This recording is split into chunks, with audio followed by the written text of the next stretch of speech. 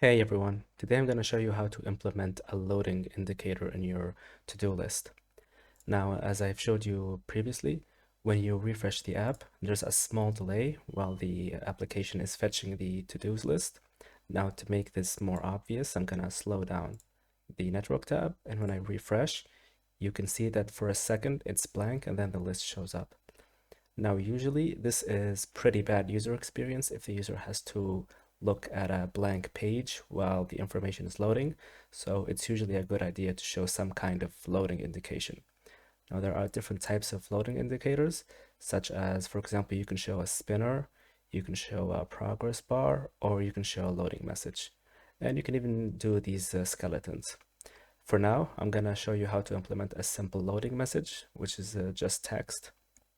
And it's actually pretty simple to implement.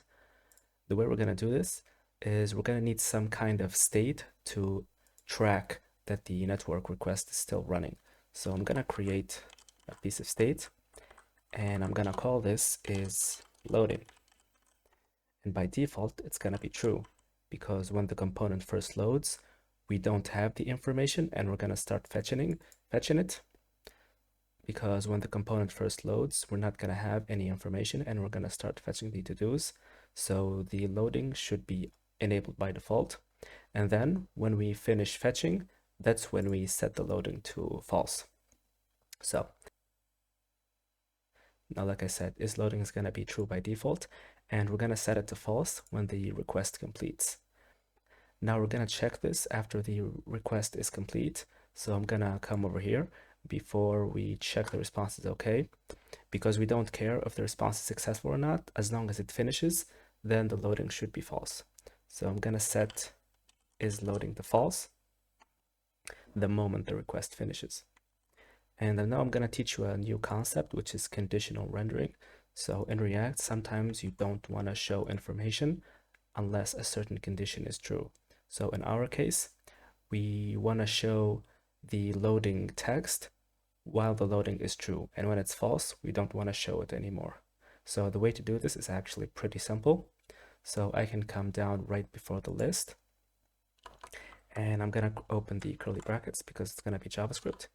And we're going to check if is loading. We're going to show the paragraph for loading. So now by default, it's going to be true. So we're going to see this text. And when the request finishes loading, we're going to set it to false, which means this is going to disappear. And in JavaScript, this means only return this when this is truthy. So when this is true, this is going to be returned. When this is false, it's going to return false. And in React, false isn't rendered. So I'm going to go back to my app. I'm going to refresh. And as you can see, it says loading for a second. I'm going to try again. I'm going to slow it down even more. And as you can see, it says loading. And after a while, the list shows up. And when the list shows up, that means the request finished and the state for is loading is set to false. So this is the simplest way to do conditional rendering in React. Now, I actually don't recommend using this syntax. Instead, I recommend using this syntax. And the reason for this is because this way you always guarantee that if this is falsy, then it's going to return null, and JSX simply doesn't render null. Whereas, for example, if is loading is, for example, 0, so if this is 0, now 0 is a falsy value, even though it's technically a valid number, but in JavaScript, it's a falsy value, which means it's going to evaluate to false. So it's not going to return loading, it's actually going to return 0.